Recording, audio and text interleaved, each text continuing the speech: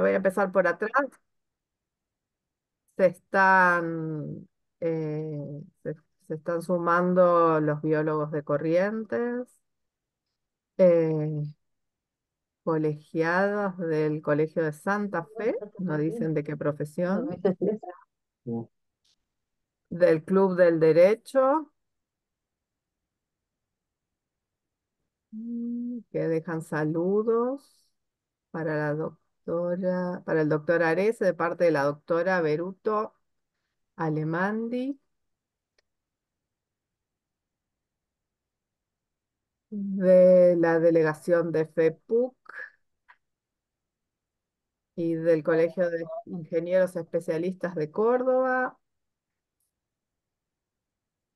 de AEPUER,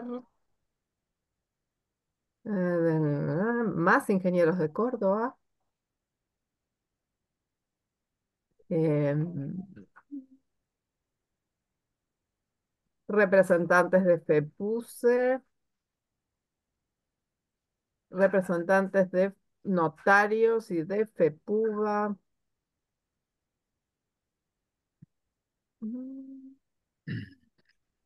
Calle farmacéutica de Salta y una agrimensora de Formosa. Tenemos una representación bien federal hoy de profesionales, ¿no? Muy bien.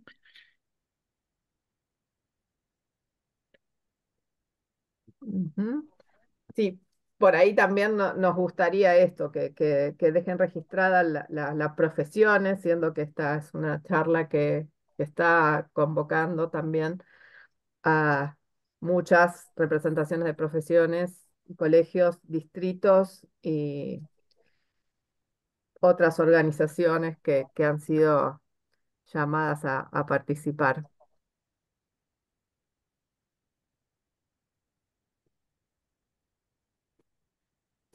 Bueno, acá veo que está el escribano Darchuk de Santiago del Estero, nuestro vicepresidente segundo.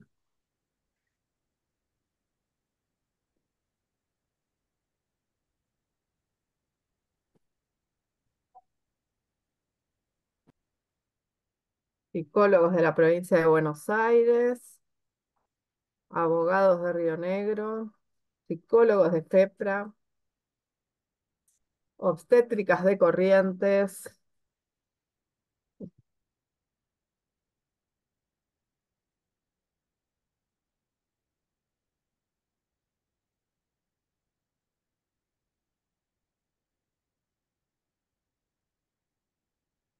obstétrica de Cava, abogada de Córdoba, Winca Renancó, ingenieros civiles. Bueno, estamos cumpliendo con una espera de 10 minutos. Me parece que para un conversatorio vía Zoom, me parece que es suficiente, ¿no? No sé. Creo que ya podemos ir comenzando. Bueno, desde la Confederación General de Profesionales le damos la bienvenida a este conversatorio sobre el DNU 70/23 y la ley Bases y Puntos de Partida para la Libertad de los Argentinos, ley 27.742, su impacto en el trabajo de los profesionales argentinos.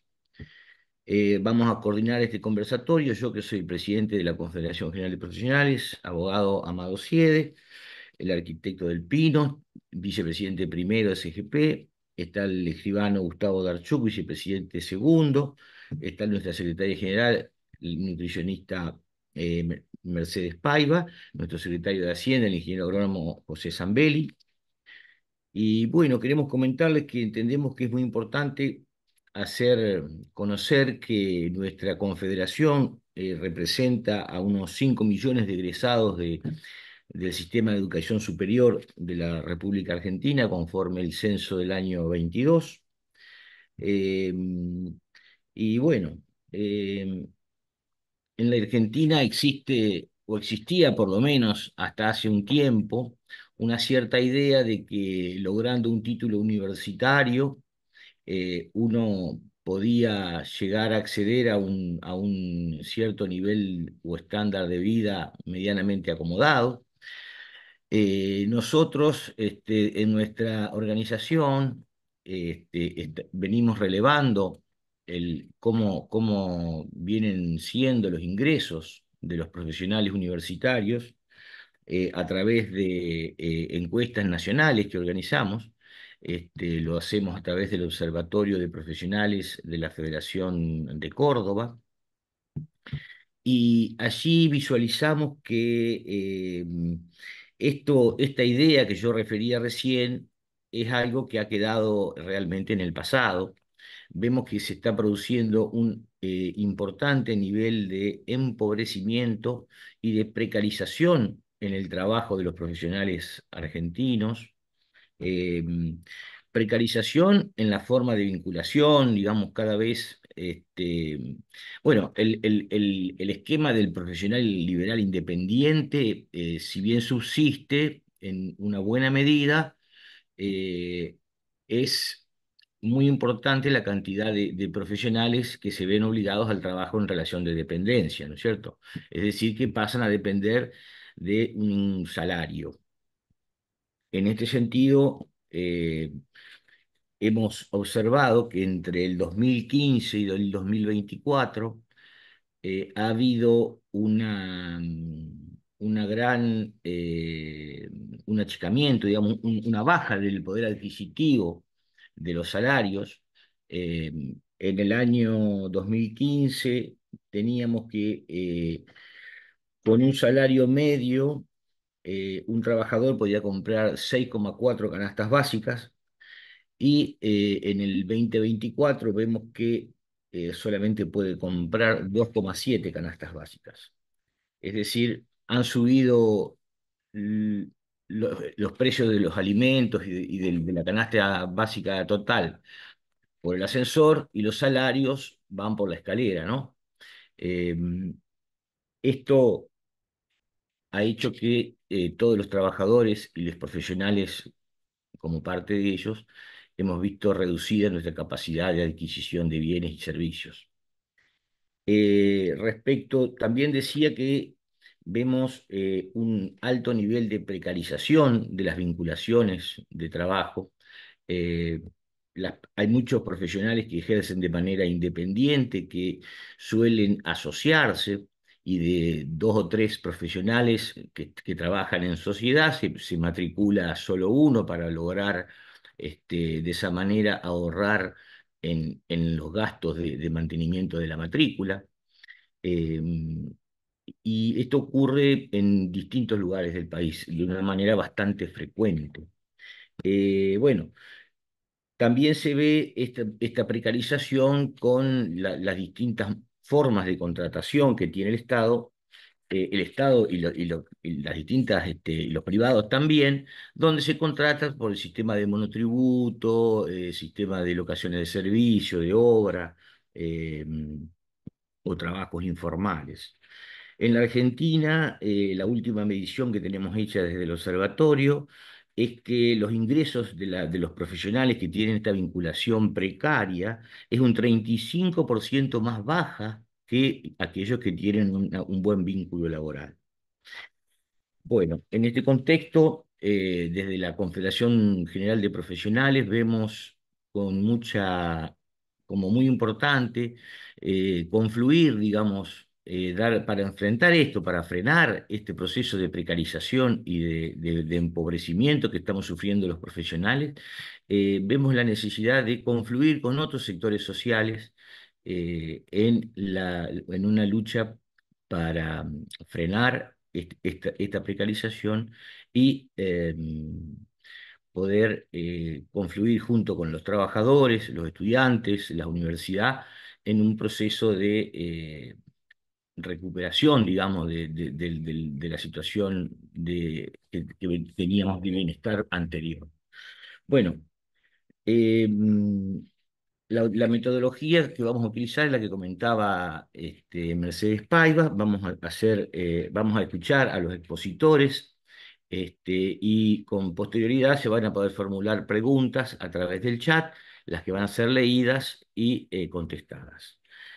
Bueno, en primer término va a exponer el doctor Pablo Topet, quien es profesor titular regular de la Cátedra por concurso del Derecho del Trabajo y la Seguridad Social de la Facultad de Derecho de la UBA, profesor invitado de las universidades del Litoral, de la Universidad Nacional de Rosario, de Córdoba, la Nacional de Cuyo, la Austral, la Católica de Buenos Aires y de Rosario. Integró el grupo de expertos en relaciones laborales presidido por el doctor Oscar Valdovinos, que elaboró el informe sobre el estado de las relaciones laborales de la República Argentina para el Ministerio de Trabajo, Empleo y Seguridad Social de la Nación en el año 2008. Es exdirector nacional de Relaciones del Trabajo de la República Argentina, expresidente del grupo de becarios de la Universidad de Bolonia, Castilla-La Mancha. Ha realizado actividades para la OIT en distintos países y ha integrado la comisión directiva de la Asociación Argentina de Derecho del Trabajo y la Seguridad Social. Bueno, doctor Topet, lo escuchamos.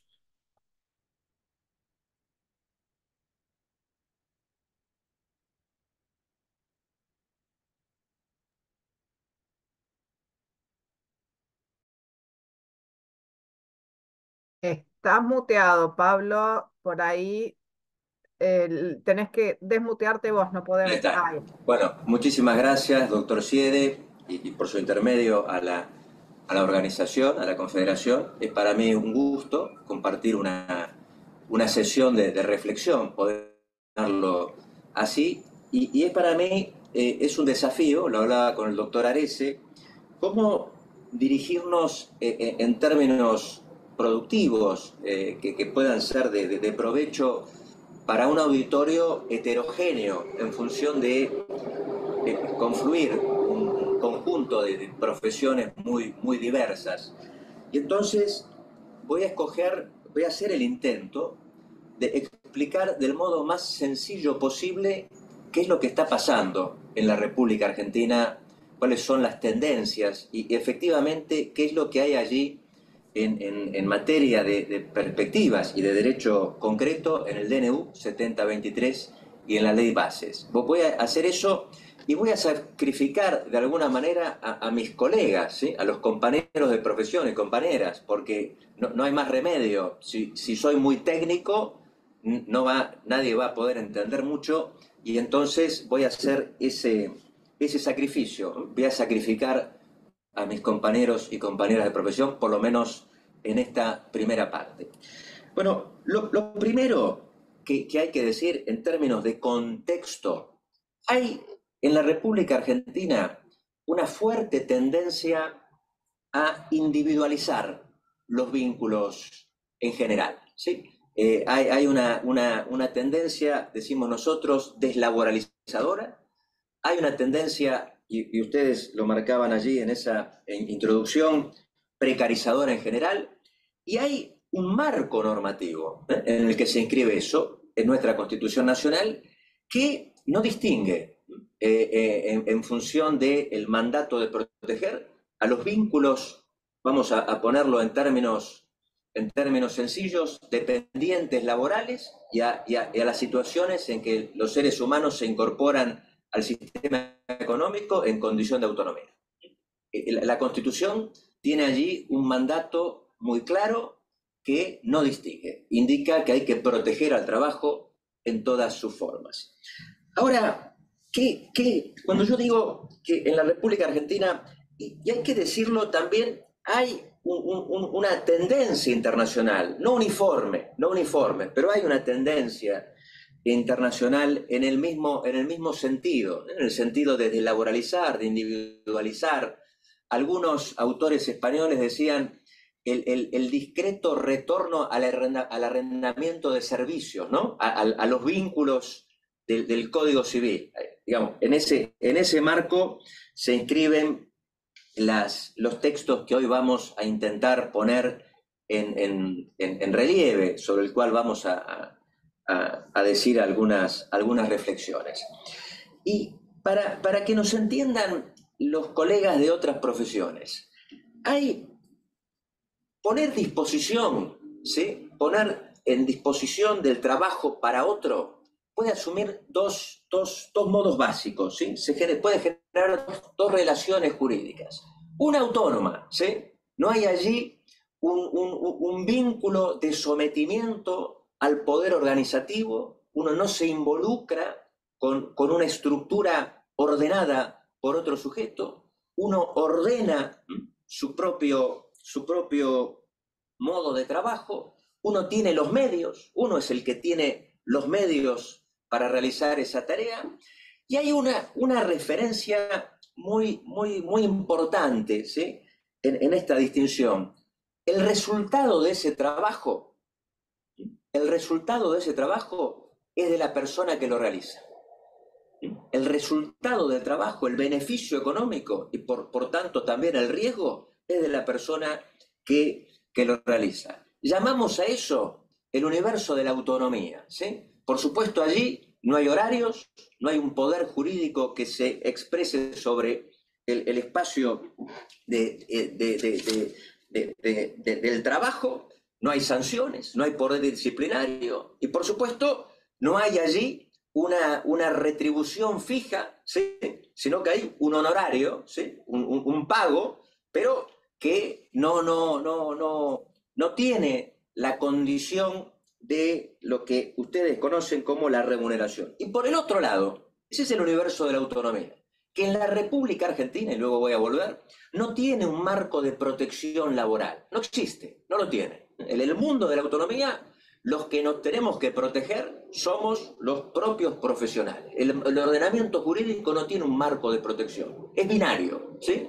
O tenemos todo o no tenemos nada. Del otro lado, hay un universo protegido, ¿sí? Protegido del modo que protegemos en la Argentina. No es el momento de calificar el marco de protección, pero sí que hay un marco de protección. Le llamamos derecho del trabajo, ¿sí? Le llamamos derecho del trabajo, que tiene un conjunto de normas, que no, son un conjunto. La más significativa, la más relevante, la que seguramente todos conocemos, pero no es la única, la ley de contrato de trabajo, la norma, digamos, que tipifica, que ordena, ¿eh? La nave insignia. Pero hay otras, hay estatutos, ¿eh? Que son normas especiales de actividades particulares.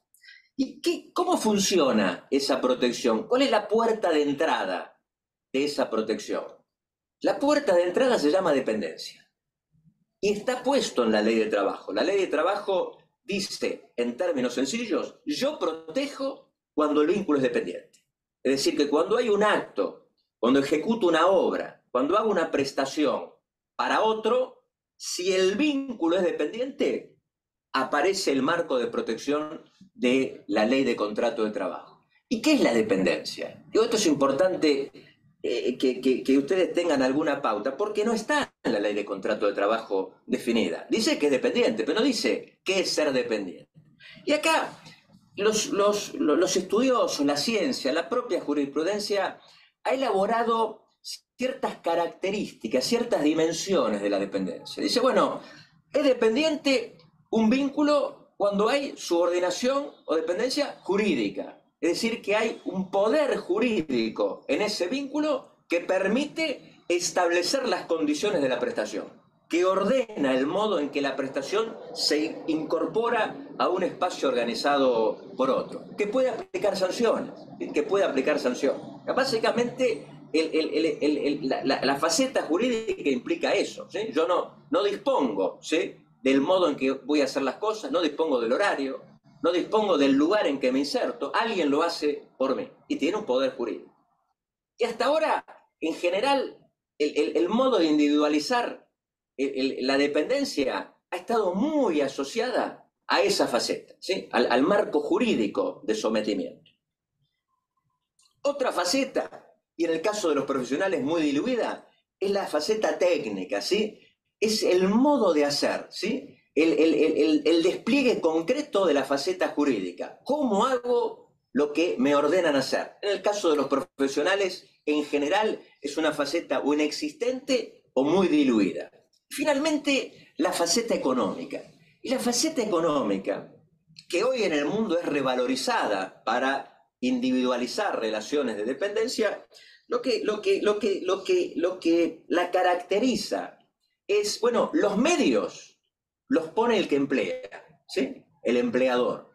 El riesgo es del empleador, pero lo más importante, lo que caracteriza de manera más relevante esta faceta es que los frutos del trabajo que yo voy a realizar son de propiedad del que me emplea. Hay una apropiación anticipada de los frutos. Estas tres facetas son lo que caracteriza la dependencia. ¿Y cómo la vemos en la realidad? Los juristas, los jueces, los tribunales, los profesores han hecho una especie de listado. Es como, si aparece esto, es posible que estemos en una relación de dependencia. Por ejemplo, alguien que va todos los días a un lugar.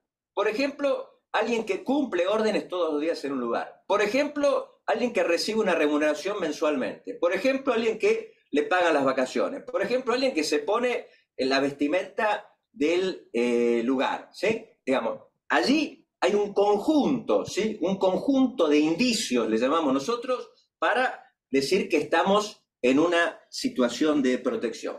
Por supuesto, la mayoría de los vínculos no requieren que hagamos una operación de investigación. En general, los trabajadores, ¿sí?, que están en las fábricas, los trabajadores y las trabajadoras que están en la oficina, tienen un vínculo laboral reconocido. Tienen un vínculo laboral reconocido. A fin de mes tienen un recibo de sueldo y en una cuenta reciben la remuneración. Y entonces el ordenamiento jurídico allí tiene pocos problemas en general. Por supuesto, hay trabajadores no registrados, pero ahí el ordenamiento jurídico opera con naturalidad. ¿Qué es lo que ocurre con este fenómeno de los profesionales y las profesionales? Para ponerlo en términos de blanco sobre negro. Bueno, es un universo que hoy se ha precarizado mucho, en otra época era aspiracional. Ser un profesional liberal era una manera de insertarse de una manera de una mejor manera en el sistema económico y productivo, porque se suponía que tenía mejores ingresos, que tenía más libertad, que autoorganizaba su vida. Digamos, allí había una inserción social aspiracional de buena parte de los profesionales. Pero bueno, como decía el doctor Siede, hoy ya eso se pone en entredicho, ¿sí? Se pone en entredicho. La capacidad de producir ingresos de buena parte de los profesionales es insuficiente y entonces, aunque parezca sorprendente, lo aspiracional hoy es incorporarse a una estructura productiva, ajena, ¿sí?, en condición de dependencia. Y efectivamente, el modo en que se incorporan los profesionales al sistema productivo no siempre es aceptado por quien emplea en condición de dependencia. Y entonces aparecen estos vínculos, ¿sí?, donde hay dudas, ¿sí? Hay dudas, puede ser legítimas del empleador, hay dudas por los propios profesionales, si están vinculados de una manera dependiente o no, y efectivamente la ley de contrato de trabajo ha tratado de clarificar, ¿sí?, de proteger esas hipótesis de opacidad, de incerteza.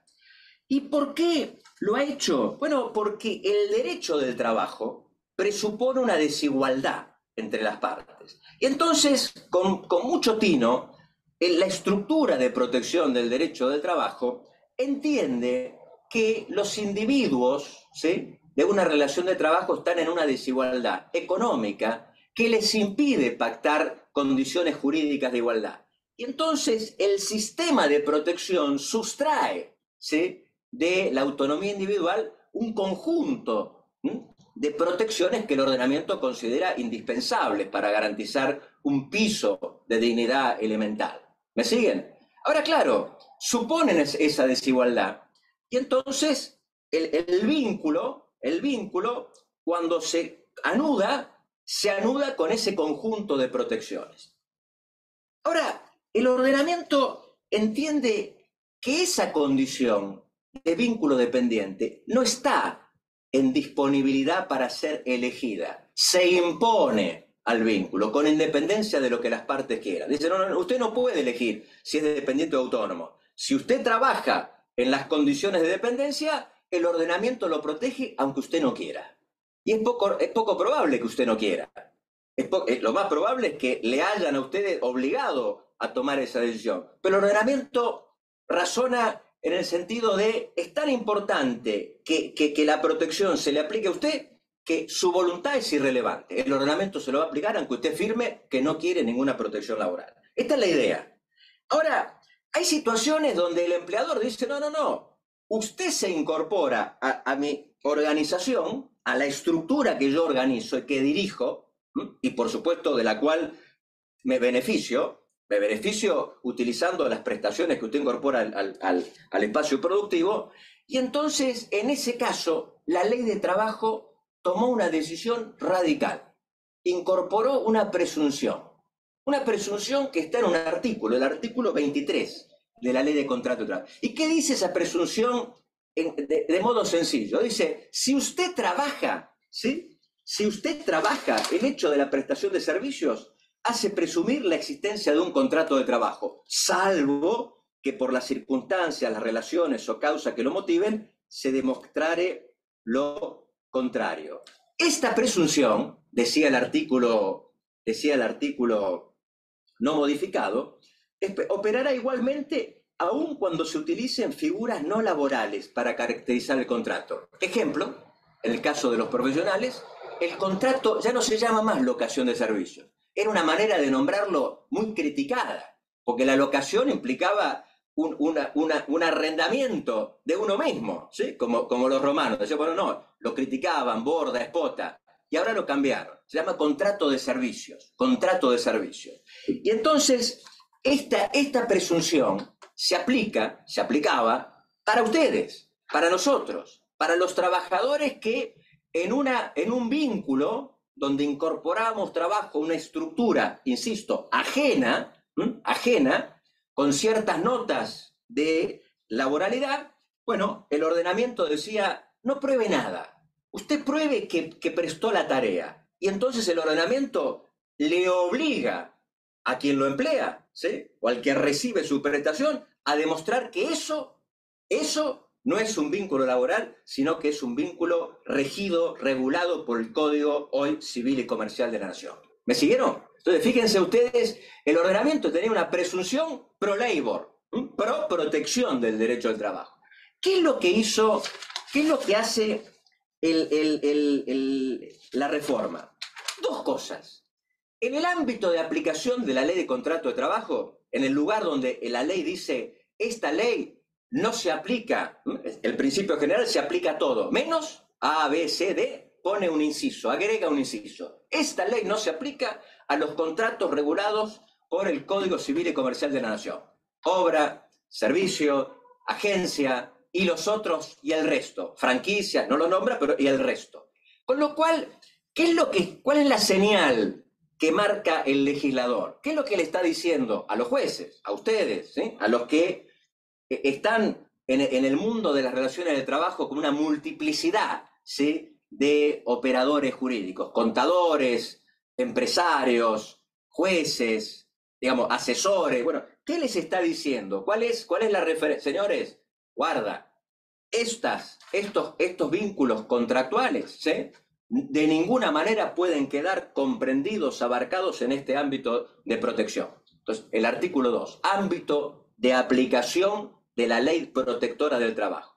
Y se conjuga con este artículo 23, ahora cambiado en el segundo párrafo. Porque, ¿qué dice el segundo párrafo de la ley de contrato de trabajo ahora en la versión reformada por el DNU? Voy a hacer de cuenta que el DNU ya está definitivamente fuera del ordenamiento jurídico. Es un exceso que me tomo, pero voy a ser optimista, ¿sí? Voy a ser optimista en el sentido de que efectivamente esto va a ser así definitivamente, porque en este momento lo es en condición temporal incierta, pero voy a suponer que va a ser en forma definitiva. ¿Qué dice el nuevo artículo 23? Recuerda, el hecho de la prestación hace presumir que usted está vinculado por un vínculo laboral. Es decir, un vínculo laboral, un vínculo dependiente, un vínculo en el que alguien tiene un poder jurídico sobre usted, donde los frutos son propiedad del quien lo emplea y que en lo técnico puede indicarle a usted el modo en llevar adelante la orden jurídica de incorporación de la prestación. ¿Y qué dice el artículo 23? Lo voy a leer, porque creo que es expresivo. Yo resumirlo no sería lo más didáctico. La presunción contenida en el presente artículo no será de aplicación cuando la relación se trate de servicios profesionales o de oficios y se emitan los recibos o facturas correspondientes a dichas formas de contratación, o el pago se realice conforme los sistemas bancarios determinados por la reglamentación correspondiente. Dicha ausencia de presunción se extenderá a todos los efectos, inclusive la seguridad social. Bueno, este es el artículo. La intención es clara. Es decir, señores, las prestaciones que ustedes incorporen a una estructura organizada por otro, ajena, no van a tener una presunción de laboralidad. Bueno, algunos dicen, algunos colegas, Diego Tosca, por ejemplo, dice, bueno, está mal redactado. Dice, para que esto funcione como ellos querían que funcione, debería decir, usted debe presentar un contrato escrito. Si no lo presenta escrito y solo lo invoca, esto no tiene ninguna aplicación. Debate. Va a haber un debate sobre el alcance de este texto, pero lo cierto es que es una orientación, un mandato que hay que decir que en la jurisprudencia en algún momento tuvo cierta andadura, porque algunos decían, no, esta presunción a los profesionales no, porque son personas que tienen formación, nadie puede decir que la libertad está menguada, tienen medios en general, digamos, había toda una perspectiva muy refractaria a aplicar la presunción. Pero eso en los tribunales, ¿sí? Y me animo a decir de la Argentina, pero con mucha certeza de la Cámara Nacional de Apelaciones del Trabajo, de la Justicia Nacional del Trabajo, eso fue dejado de lado. La Corte Suprema, bueno, allí un capítulo aparte, ¿sí? Uno podría decir que hubo etapas. No estamos en una buena etapa, ¿sí? En términos de la Corte Suprema. La Corte Suprema, con algunos fallos que se les ha dado un alcance que quizá no sea el que hay que darle, pero la Corte Suprema ha venido a poner un signo de interrogación, ¿sí? Sobre los profesionales y la laboralidad, al ser más estrictos en la prueba, ¿sí? Que hay que producir, al otorgar al silencio un valor en términos de consentimiento que la propia ley de contrato de trabajo no reconoce, al entender que la coordinación, ¿sí? De una prestación, bueno, puede ser también un atributo, una característica de los vínculos del Código Civil y Comercial, del contrato de servicios, y entonces hoy tenemos una cierta inquietud, una incerteza sobre cuál va a ser el contenido de la mirada de la Corte Suprema. Pero sí tenemos esta orientación, ¿sí? Esta especie de mirada, de postulado, como digo yo, de señal. La palabra es señal a los operadores jurídicos, guarda con los profesionales, ¿sí? No sean tan laxos, ¿sí? Que el escrutinio sea más estricto, más preciso, para otorgarles, reconocerles esa condición de dependencia, Primera parte, y no te voy a robar mucho tiempo más, César. Esto que estoy diciendo tiene un primer efecto, el reconocimiento de la laboralidad o no, pero tiene una segunda arista. La ley Bases, como había hecho el DNU 7023, derogó todo el sistema de indemnizaciones agravadas, ¿sí? De la clandestinidad laboral. Y entonces, ¿qué ocurría hasta hace una semana? Hay un debate sobre la aplicación en el tiempo, pero ¿qué ocurría en términos jurídicos hasta la sanción de esta ley? Cuando la naturaleza del vínculo se discutía en un juicio, es decir, un profesional iba a un juez y le decía, no me están reconociendo la naturaleza laboral del vínculo que yo tengo, y tenía un reconocimiento en la esfera judicial, es decir, una acogida favorable a la pretensión, allí se consideraba que el vínculo había sido clandestino y entonces se aplicaba todo el mecanismo indemnizatorio. Bueno, eso hoy quedó relegado, ya no tenemos un mecanismo tarifado en el propio sistema legal. Y entonces el profesional hoy que vaya reclamando que la naturaleza del vínculo que él tiene con un empleador, ¿sí?, o con un centro productivo, no es de autonomía, sino es de dependencia, bueno, eventualmente deberá encontrar la manera de justificar, ¿sí?, reclamar daños, ¿sí?, por esa clandestinidad laboral del vínculo durante todo el tiempo que se extendió. Bueno, y lo último, como otra señal de la ley Bases con respecto a el punto donde se quiere apoyar en términos procesales, ¿sí?, y en términos sustantivos, el despido discriminatorio, ¿sí?, que daba derecho a las personas a reclamar una reparación en natura, íntegra, es decir, volver al empleo en aquellos casos que fuera un despido discriminatorio, a la condición previa a la discriminación en el caso que fuera una variación, una modificación de la condición de trabajo, ahora se ha sustituido por una reparación económica.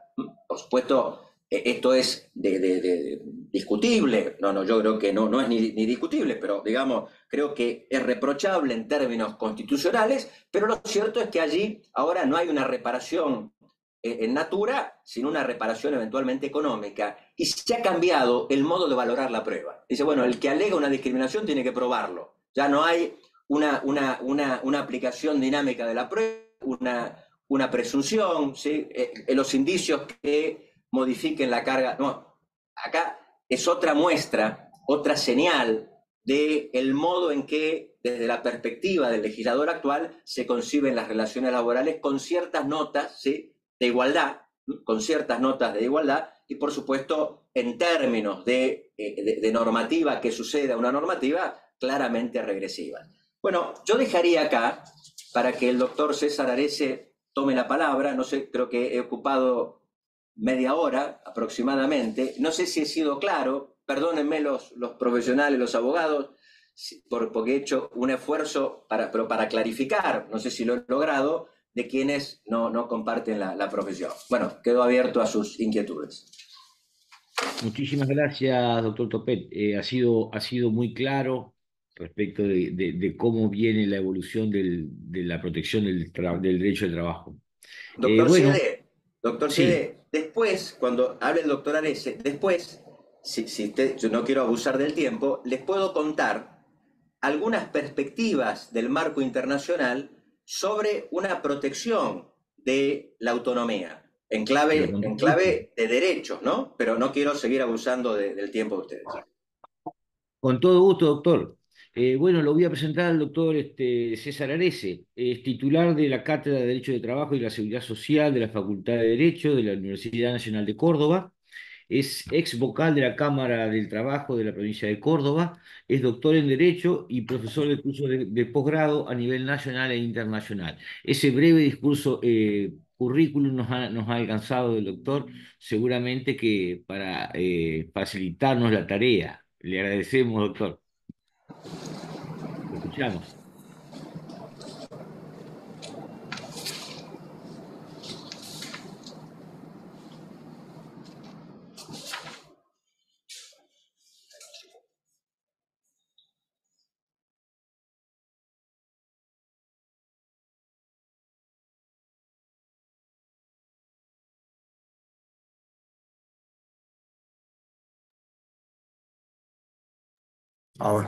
¿Ahora se escucha? Sí, ahora ¿Se sí. escucha bien? Perfecto. Hola. Muy bien. Sí, efectivamente traté de hacer más breves las presentaciones eh, para poder dedicar más tiempo al análisis de la ley de bases y puntos de partida para la libertad de los argentinos, la 27742.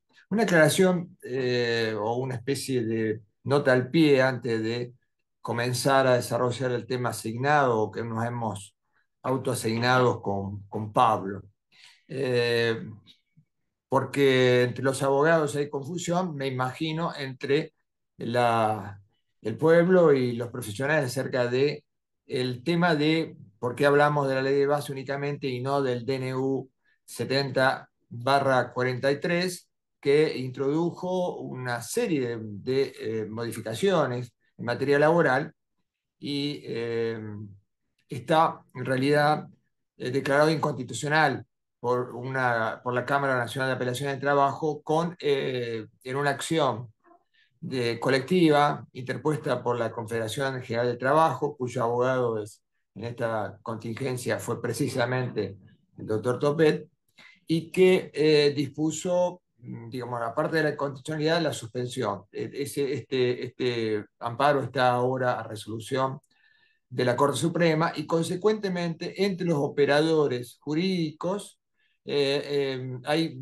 consenso no general, no total, pero diría general en el sentido de que el DNU 70 no está vigente, al menos por el momento, no está operativo, está declarado inconstitucional. Consecuentemente, tomamos únicamente como normativa de reforma laboral únicamente la ley 27742, que tiene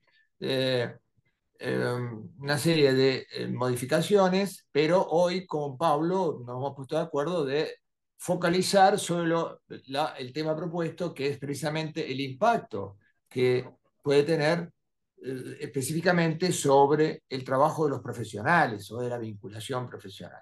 Y en ese sentido, Pablo enfocó, puso su óptica tan inteligente, tan sabia sobre el artículo 2 y el 23, y por mi parte voy a enfocar otro tema que está, por supuesto, muy vinculado con el 2 y 23, porque la idea de, como bien informaron, se informó, la idea de la ley de bases es precisamente trazar fronteras por un lado y por otro lado,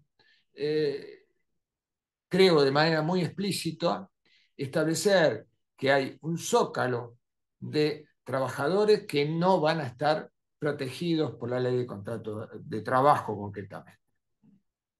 Y esto, por supuesto, que tiene que ver íntimamente con los profesionales. Por supuesto que ustedes tienen una heterogeneidad bastante importante de profesiones y en nuestros precedentes doctrinarios y fundamentalmente jurisprudenciales no abarcan a todas las profesiones, sino inclusive diría que casi exclusivamente se dirigen a determinadas, sobre las cuales voy a tratar de volver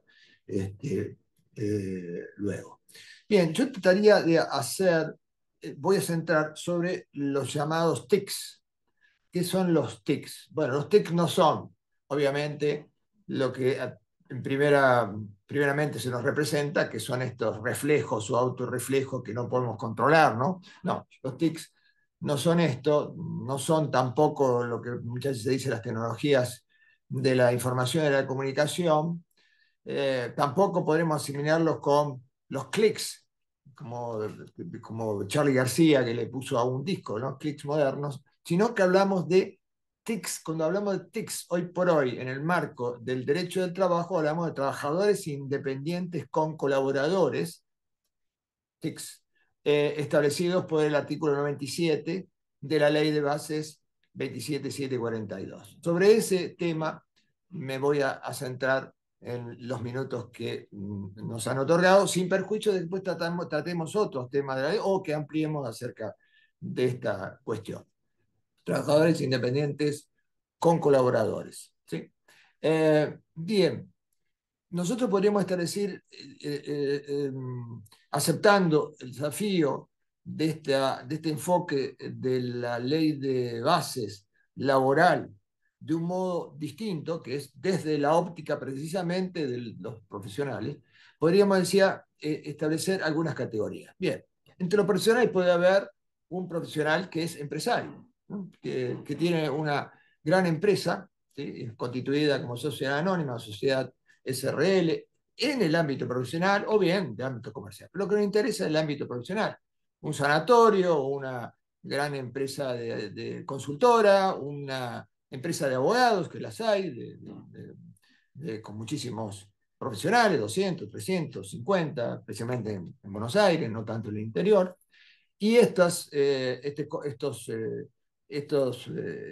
conglomerados que prestan servicios y obras de carácter profesional, empresas constructoras, ¿no? En el caso de los ingenieros, arquitectos, este tipo de figuras no nos interesan porque tienen su propio régimen, lo apartamos. Pero muchas veces esto está confundido, ¿no? Porque hay profesionales, médicos, ingenieros, etcétera, que están al mando de este tipo de empresas. Lo dejamos aparte decididamente.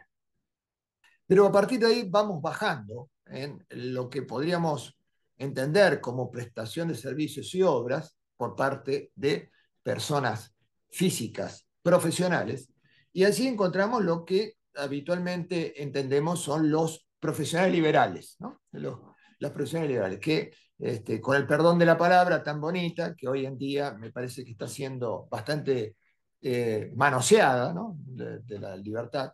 Bien, los profesionales liberales, aquellos que desarrollan su actividad profesional de carácter libre, contratando libremente, con autonomía, con independencia, generalmente con su propio establecimiento, su propia oficina, su propio laboratorio, y eh, recibiendo pedidos de servicios y obras y respondiendo con la facturación, contratando los servicios libremente, ¿sí?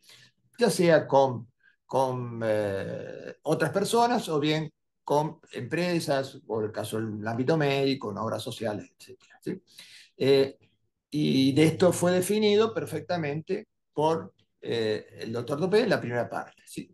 Las profesiones liberales. Bien, respecto de las profesiones liberales, nosotros entendemos que encuadran en el concepto tradicional que tiene el Código Civil y Comercial en lo relativo a los contratos de obras o servicios, ¿no es cierto? Y ahí, por ejemplo, no, digamos claramente el artículo 1251 del Código Civil indica hay contrato de obra o servicio cuando una persona, según el caso, el contratista o el prestador de servicio, actuando independientemente, se obliga a favor de otra, llamada comitente, a realizar una obra material o intelectual o a proveer un servicio mediante una retribución, ¿sí?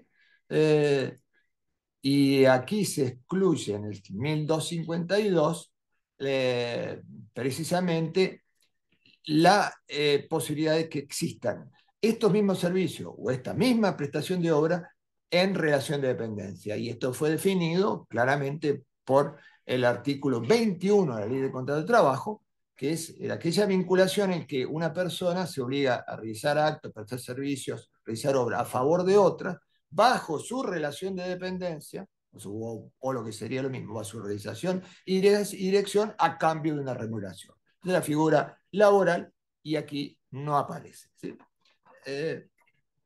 Las llamadas profesiones liberables. Bien, y aquí vamos avanzando ya hacia lo que tratamos de entender como el lucro de la exposición. La vinculación entre este tipo de trabajadores y quienes lo contratan puede asumir también características de trabajo permanente, de que estos profesionales dependan de un único cliente o un par de clientes, que la vinculación sea fluida, permanente, o sea, continuada en el tiempo, con un contrato ya sostenido y que incluso puede implicar intercambio en materia de provisión de elementos para trabajar, etc. Y allí nuestro sistema jurídico no ha encontrado, no tiene una figura distinta a la de contrato de servicio, locación de obra o servicio del Código Civil, 1251, y el 2123 de la Ley de Contrato de Trabajo.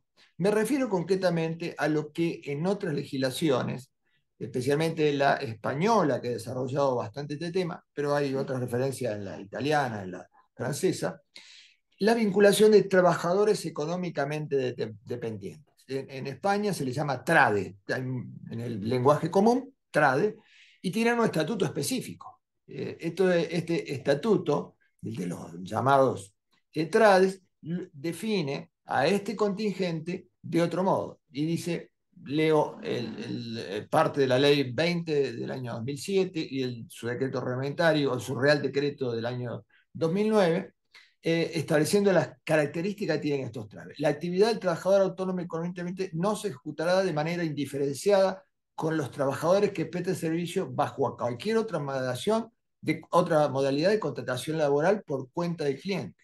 La actividad se desarrollará por el trabajador autónomo criterios organizativos propios, sin perjuicio de las indicaciones técnicas que pudieran perseguir su cliente para la realización de la actividad. El riesgo y ventura de la actividad será asumido por el trabajador autónomo, quien recibirá la contraprestación del cliente en función del resultado de la actividad. ¿Sí? Bien, y lógicamente estoy leyendo la definición central, pero este estatuto trae una serie de derechos y obligaciones de las partes. Podríamos calificarlos en cierta manera cuasi laborales, pero se conserva el carácter autónomo del trabajador. Bien, nosotros no tenemos esta categoría, y allí es donde ingresa la posibilidad de que existan situaciones borderline, o sea, que están entre una y otra categoría, la autónoma y la dependiente. Concretamente, los trabajadores, los profesionales, suelen agruparse para la prestación de servicios de realización de obra en, diría, asociaciones, en, no sé, mal dicho, coaliciones, en sociedades de hechos, en consorcios, por darle otro nombre, de varios profesionales para asumir determinada obra, la prestación de servicios, sin una formalidad. De hecho, muchos somos abogados, todos, son casi muchos, diría, la mayoría de estos abogados estamos en una oficina con otros abogados, trabajamos en conjunto y no configuran, y tenemos, por ejemplo, el caso de los laboralistas, clientes permanentes, como son los sindicatos, incluso hasta a veces únicos, pero no planteamos ningún tipo de figura jurídica distinta a lo que sería una relación plurindividual de ejercicio liberal de la profesión. ¿Sí? Aun cuando hay una estructura, ¿no? Estructura, sin una carcasa jurídica, pero una estructura. Y allí hay también una línea divisoria. Si esta actividad se desarrolla dentro de la estructura del cliente, un sindicato, una empresa, una asociación, un sanatorio, etcétera, dentro de la estructura, y con obedeciendo a directivas genéricas, no técnicas específicas, porque la técnica específica la tiene el médico, el abogado, el contador, el ingeniero, el farmacéutico, etcétera.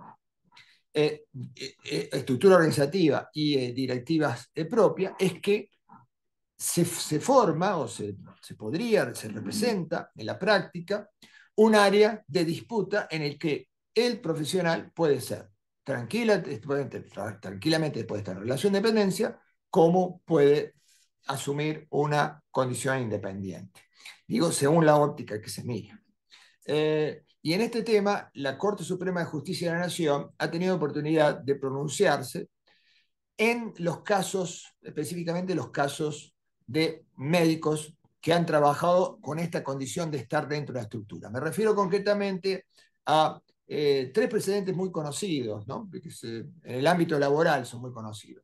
Casos Cairone contra Hospital Italiano del año 2015, el caso Rica contra Hospital Alemán del año 2018 y el caso Pastore Adrián contra creo también es Hospital Italiano del año 2019. En todos estos casos se trataba en general, en general había matices, de profesionales que a través de una entidad profesional, mutual, asociación, etcétera, prestaban dentro de estos sanatorios trabajo en forma permanente, con horario, facturando para obra social, ¿sí?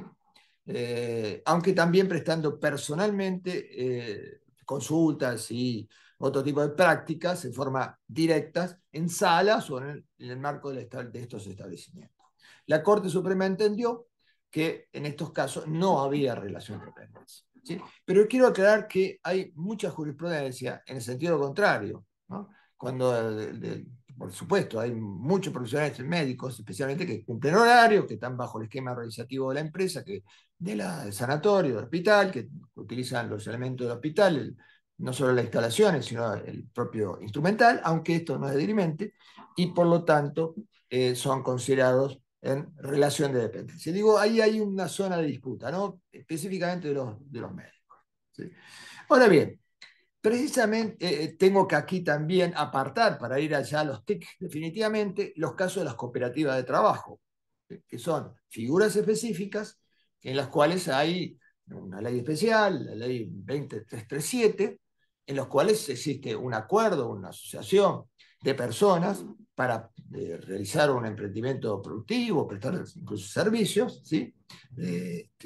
Pero con un acuerdo de distribución y de organización de carácter igualitario, ¿no? Claramente, y con un estatuto específico y reglamentado específicamente. Digo aparto esto porque también es una figura posible, autónoma, claramente, ¿sí? A pesar de que se cooperativa de trabajo es autónoma, ¿sí?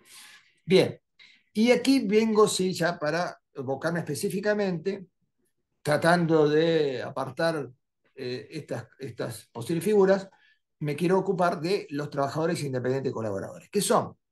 Son un grupo de trabajadores de hasta 3 trabajadores independientes, perdón, sí, 3 trabajadores independientes, hasta 4 trabajadores independientes, 3 convocados, un convocante, lo cual da una sumatoria de 4, organizados para un emprendimiento productivo, siempre que se encuentren registrados en un sistema especial que no está reglamentado y posean, yo supongo que a través de este registro especial, inscripción ante los organismos que prestan servicios de seguridad social en materia previsional, de salud y de riesgo de trabajo, no fraccionen ni dividan establecimientos preexistentes, ¿sí?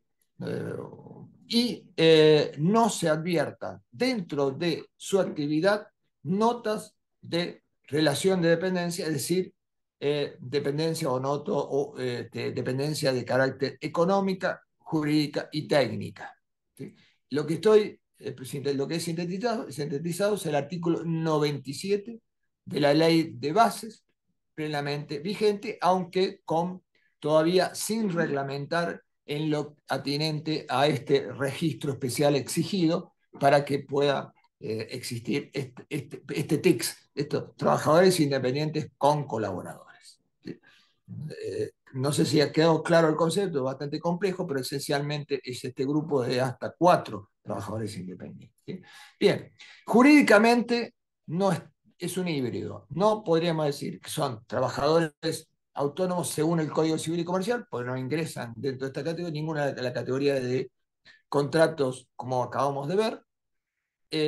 Podríamos pensar en un trabajo, en todo caso, en las sociedades comerciales, pero en ese sentido, si la organización tiene un fin comercial, existe por un lado la ley de sociedades, la 19.550, que comprende distintos tipos de sociedades, y por otro lado la ley de PYME, la de pequeña y mediana empresa, la 24.467, que comprende las actividades que se organizan como tal y, por lo tanto, quienes asumen esa característica serán sociedades comerciales. Pero aquí hay un híbrido admitido por la ley que se vincula con el artículo 23 que mencionaba Pablo, en el sentido de que hay una presunción, perdón, no rige la presunción de laboralidad de que existe relación de dependencia cuando trabajadores presten servicios digamos, profesionales o gente de oficio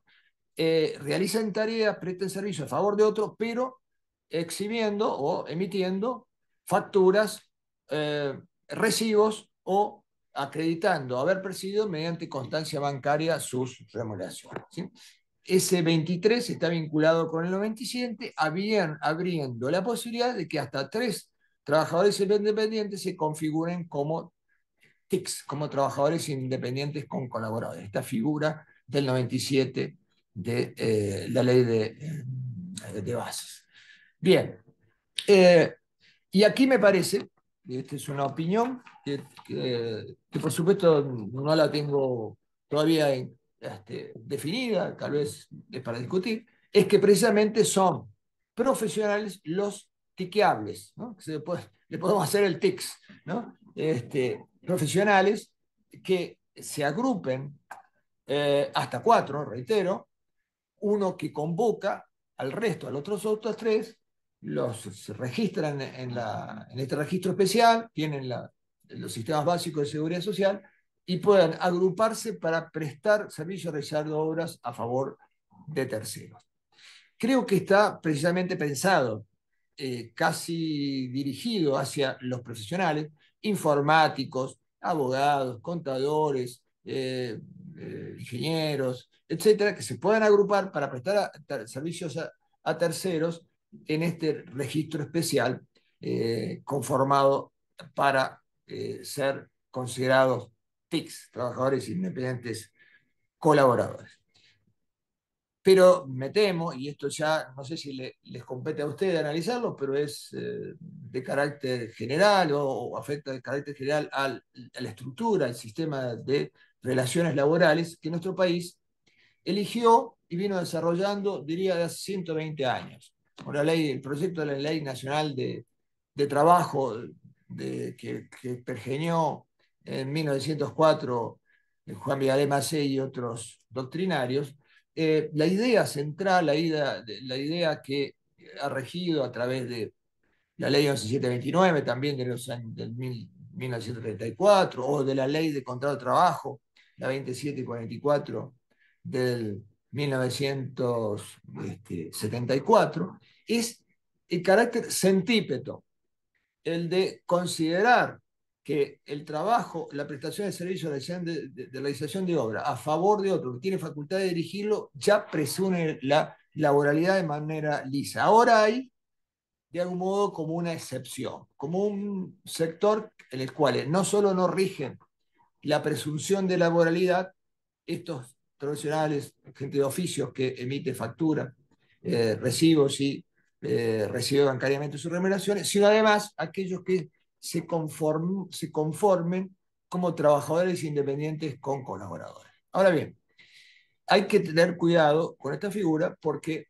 si hay un convocante, trabajador independiente convocante, que está así previsto en en el artículo 27, y este dirige, organiza y se queda con parte de la ganancia, con parte de la remuneración que perciben los otros trabajadores independientes colaboradores. Si tiene una estructura, me parece que hay aquí, lisa y llanamente, no un TICS, sino hay una empresa, ¿sí? Claramente. Y por un lado. Y por otro lado, también me temo que esta figura se ha aplicado a trabajadores pedestres comunes de la construcción, de gráficos, del sector de comunicaciones, etcétera, que puedan ser colocados como TICs cuando en realidad están bajo relación de dependencia, simplemente por vía de la facturación por un lado y por otro lado de la inscripción en el registro TICs. Me temo que hay ahí una segmentación centrifugadora de la ley de contrato de trabajo, una especie de zócalo de exclusión hacia trabajadores profesionales también puede ser, aunque si son auténticos y liberales y lo hacen de manera sana, esto podría ser algún tipo de figura para aplicar, pero me refiero concretamente a trabajadores lisa y llanamente en relación de dependencia a los cuales se lo coloquen con la figura PITICS. Y en este sentido va a haber, por supuesto, dos efectos. Uno, una alta conflictividad con, con solidaridad, con efectos de solidaridad hacia quien, en definitiva, contrata. Y, por otro lado, una exclusión de estos trabajadores de la protección constitucional, por un lado, y de la ley de contratos de trabajo, por el otro. Porque son trabajadores, en definitiva, que no tienen jornada, que no tienen aguinaldo, que no tienen vacaciones, que no tienen salario mínimo, protección contra el despido, etcétera, etcétera, ¿no? Ahí hay un riesgo grande de que segmentos importantes de trabajadores sean marginados de lo que la Constitución entiende que es la protección del trabajo en sus diversas formas. ¿Sí? Bien, y concluyo con esto, no sé si me estoy bien en el tiempo. ¿Cómo estamos en el tiempo? Concluyo con lo siguiente, ¿y cómo se analiza esta cuestión que también enunciaba Pablo de relación de dependencia, que está en la doctrina y que ahora vino, pero no estaba definido claramente en la legislación, pero ahora viene a mencionarse como título, se avanzó un poquito más, y que es que se excluyen de los TICs aquellos que están en relación de dependencia porque ostentan notas de laboralidad en el sentido de que tienen relación de dependencia en lo técnico, lo jurídico y lo económico. ¿Sí? Eh, bien, en este caso, yo creo que hay que apelar a un instrumento que es muy interesante en cuanto a su redacción y en cuanto a su estructura y en cuanto a su sustancia del ámbito de la Organización Internacional del Trabajo, que es la recomendación 198 sobre relación de trabajo, en la que se establecen parámetros, indicios, de indicio para indicar si existe una auténtica autonomía, profesión liberal, o un auténtico trabajador independiente colaborador, y allí se establece, entre otras pautas, leo, ¿sí? Si reciben instrucciones, si se integra un grupo organizativo, si se actúa en beneficio de otra persona, si se ejecutan el trabajo en forma personal, si poseen continuidad y disponibilidad, y se les otorga herramientas, materiales o maquinaria y recibe una remuneración, estamos ante una relación de dependencia. Aun cuando se lo trasvista o se los cubra como monotributistas, como facturistas o como TICs. ¿Sí? Este es el recurso jurídico que entendemos que debe tomarse en cuenta porque es legislación, no es legislación que se tenga rango de tratado, quiero aclarar esto, sino que al ser una recomendación es de algún modo derecho de carácter interpretativo, es doctrina, es derecho que de todos modos ha venido siendo aplicado por varios países para resolver la situación, la condición de los trabajadores de plataforma, los deliveries. ¿Sí? Convenio, la recomendación 198, y sobre esto también nos puede ilustrar Pablo porque tiene mucha experiencia en la Organización Internacional del Trabajo. Bien, en síntesis, ¿qué tenemos aquí? Si los trabajadores independientes colaboradores son una figura que se aplica correctamente, en realidad lo que daría es alguna estructura, alguna forma en el caso de los profesionales, a la situación de hecho ya existente de asociaciones de profesionales, de grupos de profesionales, de consorcios de profesionales que trabajan y bueno, se podrían organizar de esta manera, aunque diríamos, ¿qué ventaja tiene? Bueno, tienen la ventaja de que tienen los servicios garantizados, el acceso a la seguridad social en sus condiciones mínimas, es decir, salud, previsión social y riesgo de trabajo. Pero la mayoría de los profesionales, creo que casi todos, tienen al menos dos, no riesgo de trabajo, pero sí salud y sistema previsional. Pero podrían darle algún tipo de forma. Por ejemplo, se ha pensado, se debate, los casos de informáticos que contratan para el exterior nacionalmente como grupo la realización de determinados programas, ¿no? Software, lo que sea, inteligencia artificial, se agrupan, hacen este programa facturan, y así podría tal vez funcionar, ¿no? Todos estos sistemas, por supuesto, también son muy alegremente aplicados hasta que hay conflicto, hasta que alguien se enferma, hasta que alguien necesita salud, alguien necesita una licencia, alguien es despedido indespectivamente, si no venga más, y ahí se genera el conflicto y vamos a andar por supuesto, durante un buen tiempo hasta que esto se esclarezca hasta dónde llega el otro. Y en ese sentido, la recomendación 198 es de mucha utilidad. Bueno, con estas ideas que por supuesto están adaptadas de otras intervenciones. Yo he trabajado específicamente sobre el trabajador independiente y el colaborador, está para publicarse un trabajo en el suplemento de la revista de Derecho Laboral Actualidad y Derecho Laboral de la editorial Rubinsay Culsoni, también hay un artículo de Pablo muy interesante allí, y que está por salir. Y bueno, estamos todavía pensando, ¿no? cómo se aplican estas figuras. Muchas gracias.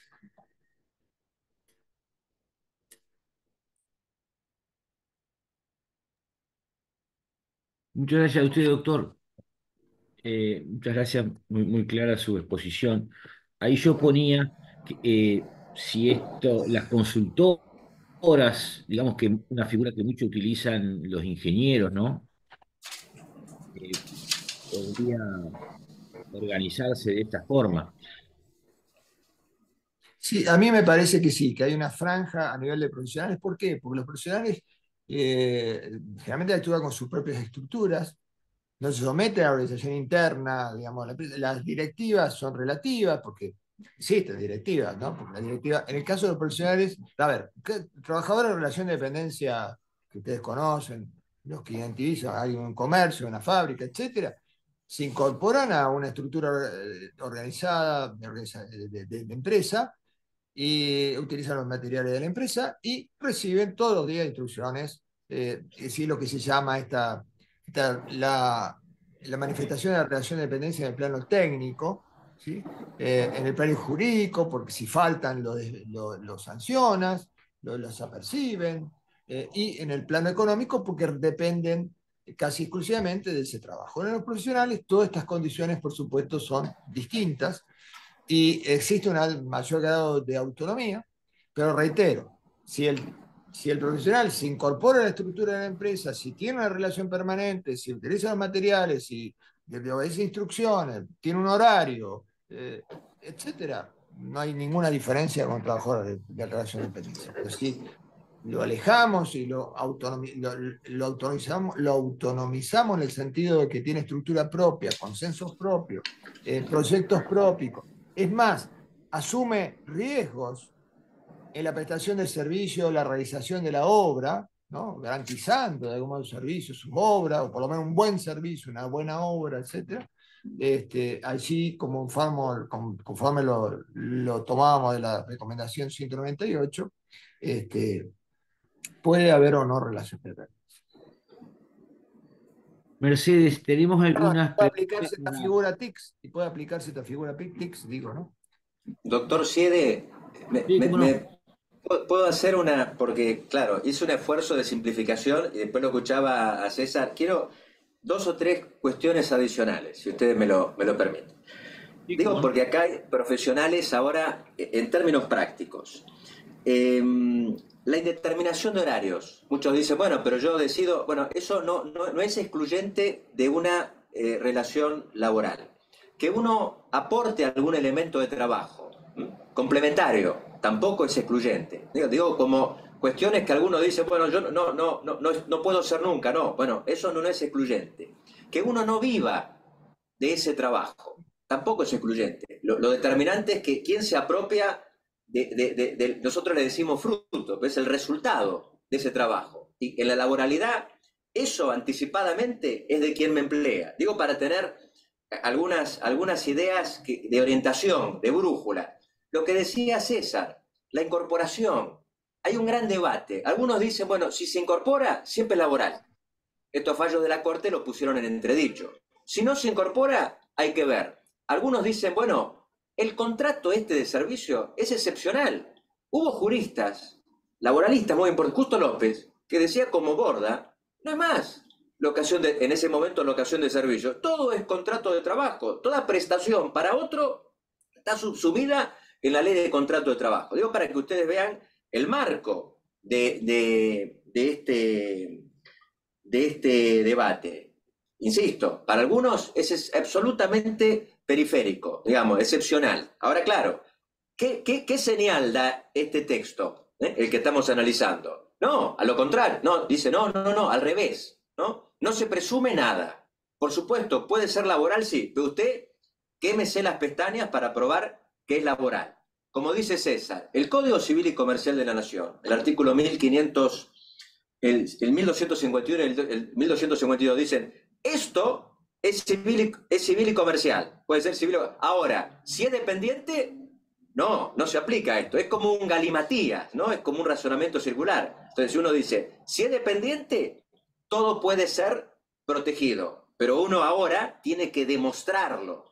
Y entonces, lo que hoy se aplicaba una presunción, un abogado que trabajaba dentro de la empresa, no tenía un vínculo reconocido laboral, pero facturaba, hoy, hasta esta ley base, se presumía laboral. Y el empleador tenía que demostrar que eso era un contrato y la verdad que era una prueba diabólica. Bueno, ahora es al revés.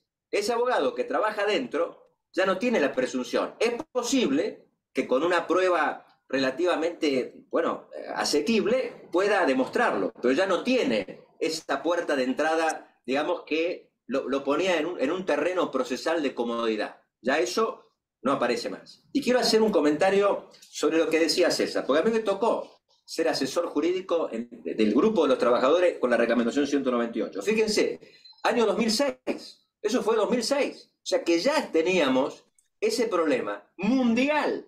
El problema era de los independientes, los que se incorporaban a una estructura con vínculos que los empleadores decían, no, esto es un contrato entre privados, es autonomía de la voluntad, no intervenida por el marco de protección. O sea que es un tema, yo diría, secular ya, ¿no? Porque tiene más de 15 años. Y lo que decía César, en la Argentina, en el año 2017, durante el gobierno de Mauricio Macri, se presentó un proyecto. Y ahí se incorporaba en el artículo 2 el de los independientes, los profesionales profesionales económicamente dependientes. Decía, bueno, si usted es profesional, una bióloga, un agrimensor, un arquitecto, y usted tiene los ingresos, el porcentaje más importante, el 80% de un solo empleador, bueno, acá hay un marco de protección del propio ordenamiento. ¿Sí? Entonces decía, bueno, acá hay una dependencia económica. Es lo que hicieron los españoles. Los españoles dicen, bueno, hay un estatuto. Dice, si usted tiene tanto porcentaje, usted tiene algunos derechos. ¿Qué derechos? Irse de vacaciones. Tiene irse de vacaciones si tiene un abono y tiene ahí un derecho a que ese contrato no se interrumpa. Si usted se enferma, digamos, hay derechos de la seguridad social, indemnización por una interrupción, ¿sí?, intempestiva de un vínculo del cual usted depende económicamente. Maneras de proteger. Ahora, ¿qué pasó en España? Bueno, se malversa esa figura, se utiliza, los falsos autónomos le llaman en España, porque por allí también puede haber un mecanismo de precarización. Por eso es que en el mundo, cuando se intenta buscar la tercera vía, algo que proteja a ustedes, a mí mismo, a los autónomos, a uno dice guarda con eso, guarda con hacer eso, porque puede ser un mecanismo para no reconocerle los derechos que deberían tener, ¿no? Es como una vía donde se puede utilizar como un mecanismo de precarización. Ahora, ¿qué hacen en Europa? Para que tengan una idea, ideas le doy. Bueno, en Europa, al margen de este estatuto del autónomo, en los convenios colectivos de los privados, los sindicatos que ponen, bueno, incorporan normas de tarifa mínima, honorario mínimo, para los profesionales que incorporan un servicio a la empresa. ¿Por qué? Porque es una manera de protegerse, de proteger su salario, evitando una externalización de partes del servicio, ¿no? Sobre todo, básicamente, con los profesionales. Entonces, en la negociación colectiva, allí incorpora normas que se aplican a los autónomos. Eso ha tenido problemas en el Tribunal porque dicen que altera la libre competencia, porque están poniendo un precio que no se ajusta por el Sale de la libertad mercado, contractual. pero digamos que allí hay una vía. Y hoy, digamos que hay un debate sobre el modo de proteger a quienes están en condición de autonomía, no con el monotributo, que se ha convertido en una bola infernal, donde allí evidentemente hay bolsones de precariedad por vínculos no reconocidos. Pero digo, bueno, quería completar de alguna manera mi intervención, que había quedado, producto de mi propia autolimitación de inicio, había quedado un poco desestructurada. Bueno, Mercedes, te escuchamos a ver cuáles son las preguntas que nos han dejado los Sí, sí. asistentes. Acá en el chat tenemos primero algunas felicitaciones para los expositores, agradecen las exposiciones. Em, Hay una pregunta respecto de em,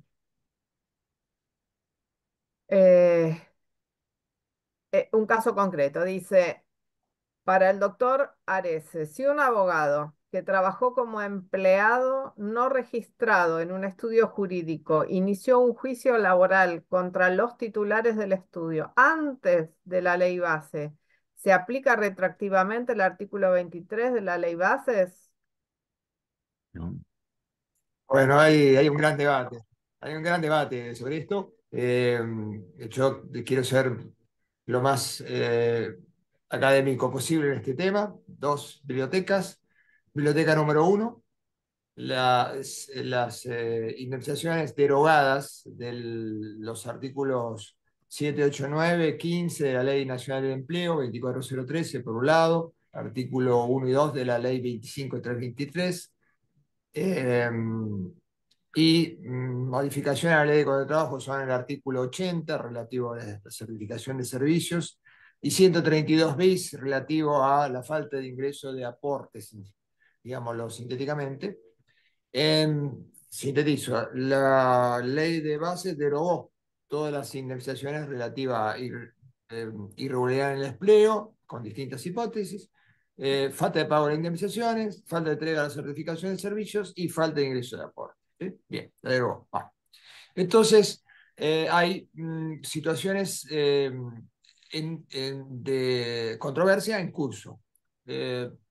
Algunas demandadas judicialmente y otras que han sido emplazadas durante la vigencia de la ley. Bien, ¿cómo son tratadas jurídicamente a partir de su derogación? Y aquí decía, hay posición número uno, se trata de sanciones, multas, cuasi penales o penales administrativas, que el Estado estableció para persecución de estas patologías, y debe aplicarse un criterio de ponderación de la situación de de retroactividad de la ley 27.7742, de retroactividad en función de constituir una ley más benigna para sería el reo, en este caso el empleador que ha incurrido en alguna de estas conductas. ¿Sí? Consecuentemente, hay una cantidad interesante de fallos que entiende que no es de aplicación, digamos, las multas han dejado de tener vigencia y consecuentemente la ley de base es aplicación retroactiva y no hacen lugar a las indemnizaciones por estos rubros. La otra parte de la jurisprudencia, que tiene por supuesto muchos seguidores, no está medido esto porque están saliendo día a día, todos los días nos enteramos de una nueva, indica lo siguiente. El texto expreso de estas normas es que se trata de indemnizaciones, así lo expresan estas normas en términos generales, a favor del trabajador. Y sostienen que es un daño presunto, ¿sí? Una tarifación por daño presunto, ¿sí? Al igual que la indemnización por despido, en el caso del trabajador, un mes por cada año de servicio. ¿Sí? No es una multa que le aplica al empleador por despedir a alguien, sino que es una indemnización por un daño presunto que se estima, se tarifa a favor del trabajador por, en este caso, la pérdida del puesto de trabajo. En los otros casos, por estar en negro, por estar con un ingreso postdatado, por recibir regulaciones no registradas, de vengadas no registradas, por no haberle pagado la indemnización que le debía en tiempo, por no extenderle la certificación de servicios, ¿sí? Daños presuntos, ¿sí? Y son a favor del trabajador. En cambio, las multas en general son a favor del Estado, no de la persona, ¿sí?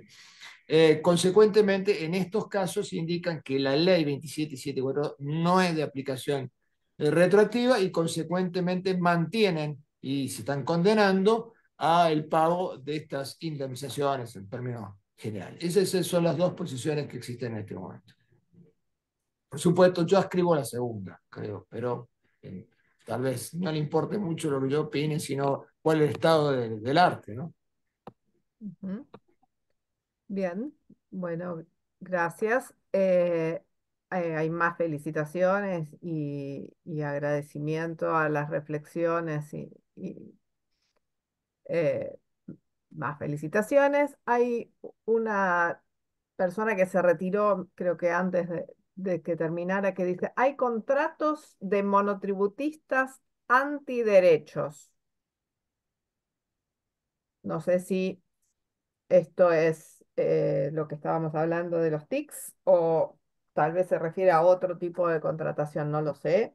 La persona se retiró. Me gustaría que responda Pablo, pero los TICs todavía no están vigentes, o sea que no podríamos, posiblemente esto ocurra en el futuro, pero hasta ahora, y quiero aclarar de todas maneras que tiene que haber un registro especial de TICs, porque así lo dice la regulación. O sea, entendería que no es simplemente que estos hasta 4 trabajadores sean monotributistas simplemente y de esta manera ya se configuren como TICs, sino que van a tener algún tipo de reglamentación especial. Reitero, no ha salido reglamentación, dice que va a salir muy pronto, pero no lo sabemos. Pero de todas maneras, sí, bueno, Pablo ya lo informó, pero si quiere aclararlo, obviamente.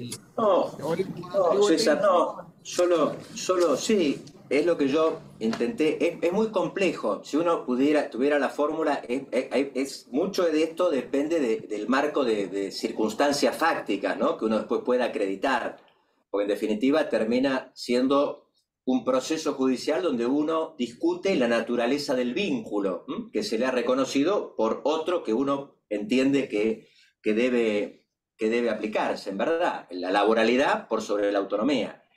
El monotributo es uno de los regímenes de autonomía, ¿sí? Con un régimen simplificado. Y lo que hay allí, digo, en términos posibles, si uno trabaja dentro de un establecimiento productivo y es el contador o la contadora y factura, ¿sí? Tiene una factura monotributo y trabaja dentro del lugar, bueno, uno diría que hasta la ley Bases, ese era un caso típico donde se aplicaba la presunción y era el empleador el que tenía que demostrar que esa señora profesional que trabajaba en el establecimiento era autónoma. Y eso iba a ser realmente complejo si es que estaba integrada allí. Bueno, ahora lo que hay acá es un intento de desactivar lo que sucedía antes. Dice, bueno, no, si usted es una profesional y emite facturas, bueno, allí no se aplica la presunción. Por supuesto que usted puede probar que es una empleada, pero deberá conseguir, en ese caso, 3 empleados que digan que iba todos los días, que no tenía otro empleo, que en este ganaba casi todo, que alguien le daba órdenes, que usted recibía un pago adicional de aguinaldo, sí que lo recibía, que 15 días, 3 semanas se iba de vacaciones, digamos, y allí entonces un juez le reconocerá que usted estuvo mal clasificada y el vínculo debe considerarse, porque la sentencia declara una situación como un vínculo dependiente. Bueno, esto tiene que hacerlo hoy, probar. El abogado, la abogada va a tener que trabajar bastante. Si es que se le da a la presunción, en los términos que quedó redactada, el sentido que entiendo yo que van a tomar los jueces. Como decía Diego Tosca, un colega muy calificado, dice, no, bueno, esto no, así no. Esto va a ser así si usted tiene un contrato un contrato de servicio, si no, esto no dice nada, es irrelevante. Bueno, habrá que ver cómo se aplica, pero el monotributo efectivamente, hoy el empleo, buena parte del empleo que se crea en Argentina, está a través de esa figura. Entonces uno intuye que efectivamente allí, en ese universo de monotributismo extendido, debe haber muchos problemas de calificación del vínculo.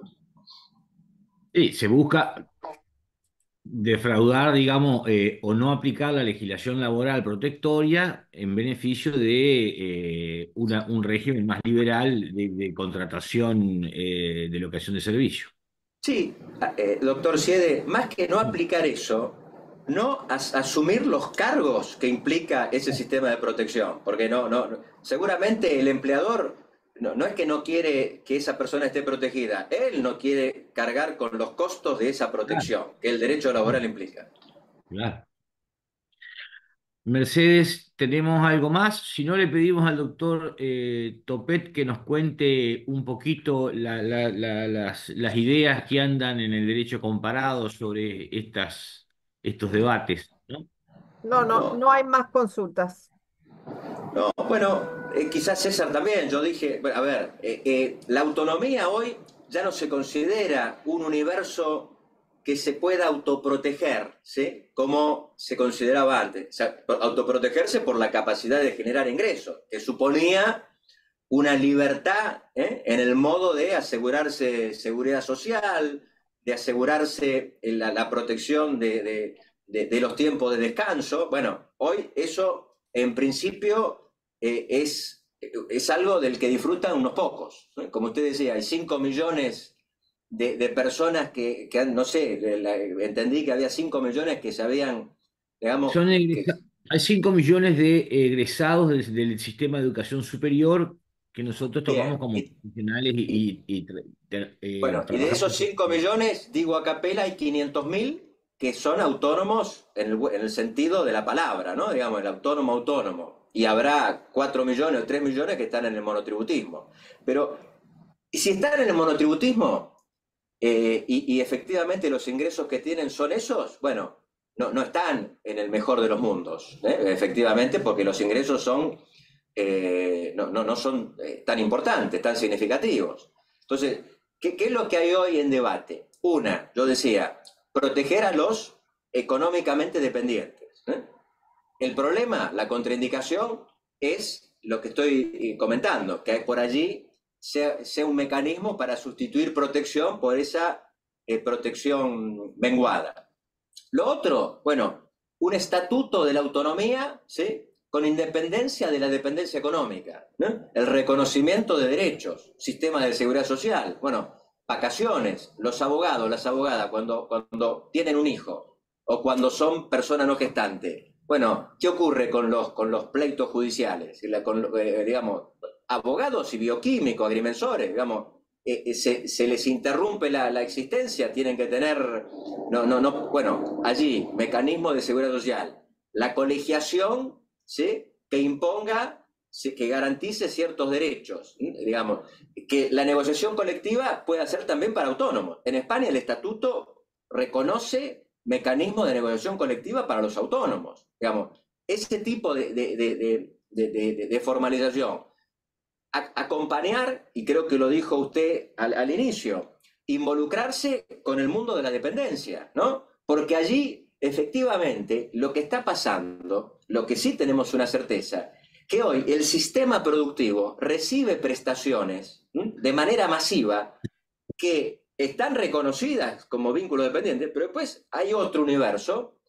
Digo, para que tengan una idea, el empleo privado en la República Argentina son 6.400.000 personas reconocidas por un empleador privado. Después hay, bueno, está todo el universo de la autonomía. ¿Hay una autonomía legítima? Sí. ¿El autónomo puro? Bueno, es poco probable que esté con un problema de falta de registración. Puede ser parcial, porque hay veces que es así, pero no es un problema socialmente significativo. Pero en el monotributismo, bueno, allí sí. Entonces digo, mecanismos de coordinación. Voy a poner un ejemplo concreto. La economía social.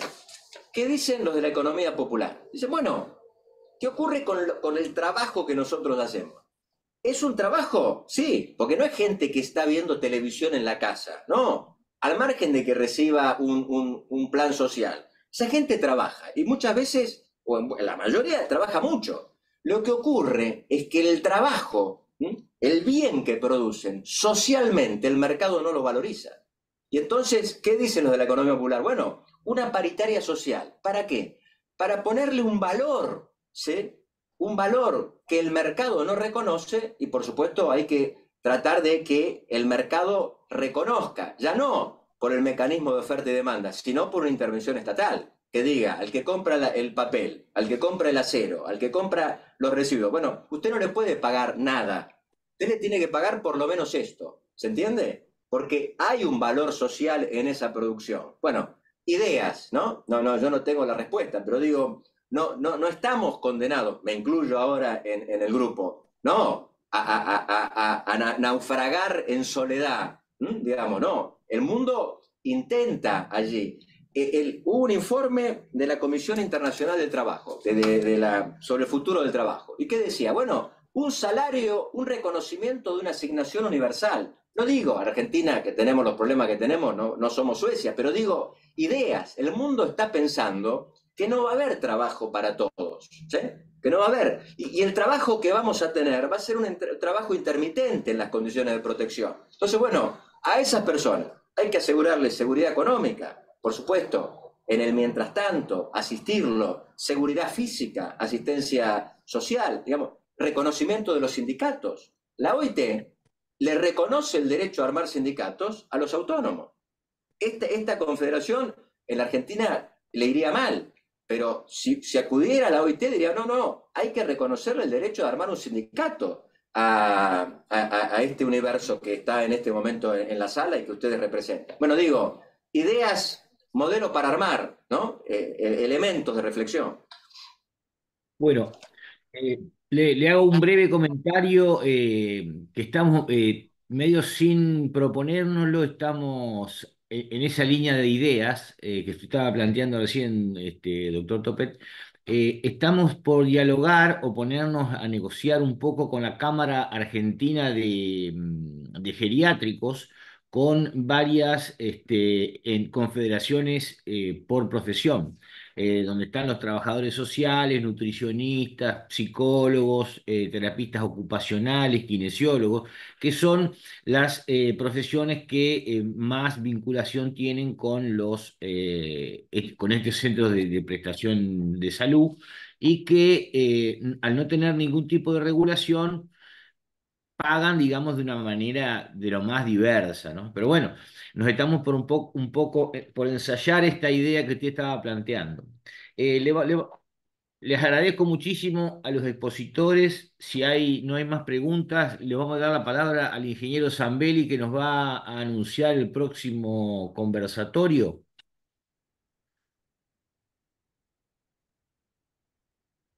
Muy buenos días, buenas tardes a todos. Eh, la verdad que muy valioso todos los aportes y viendo el universo de quienes participaban, eh, muchos de ellos eran de profesión de abogados, pero también allí veía muchos participantes como ser eh, de San Juan, de Río Negro, biólogos, contadores, bueno, todas las profesiones que cada uno ha podido observar y la riqueza que tiene este debate, sobre todo eh, en estos momentos, pero nosotros también en en esta, en este pasar de protección, probable pasaje de protección a una protección menguada, es fundamental el trabajo conjunto con muchos sectores, pero fundamentalmente entre los trabajadores y los profesionales, ¿no? Como un precepto básico para construir comunidad y construir fuerza de defensa de esto, ¿no? Sí. Y para anunciar y no irme por las ramas, en la semana, casi con seguridad, que inicia el lunes 2 de septiembre. Tenemos que fijar el día. Los dos expositores están tratando de ponerse de acuerdo. Vamos a estar convocando a un tema que es fundamental, que es todo lo que se ha venido en el tema de inteligencia artificial y pensada, digamos, como una tecnología que no es neutra, como todas las tecnologías, y, y entre los expositores está el doctor Francisco Tamarit, ex rector de Córdoba, y estará acompañado con una profesional que expuso en el cuarto encuentro nacional en Santiago del Estero. Así que a cada uno de los presentes convocamos para estar atentos. A principio de la semana que viene comunicaremos el día con la mayor anticipación posible, día, horario y duración y modalidad, y comentarles que el 4 y 5 de octubre en Resistencia Chaco haremos el quinto encuentro nacional de organizaciones profesionales y graduados universitarios, al cual también convocamos. Y nuevamente felicitaciones y agradecimiento por el esclarecimiento, la síntesis y la didáctica al doctor Topet y al doctor Arese. Antes del cierre, por ahí también para darle una última vuelta a este asunto, hay una reflexión respecto de cuáles serían los caminos de las organizaciones profesionales para garantizar mejores condiciones laborales en términos jurídicos y políticos. Eh, Ustedes como abogados de organizaciones de trabajadores, ¿qué acciones podemos coordinar con las centrales de trabajadores?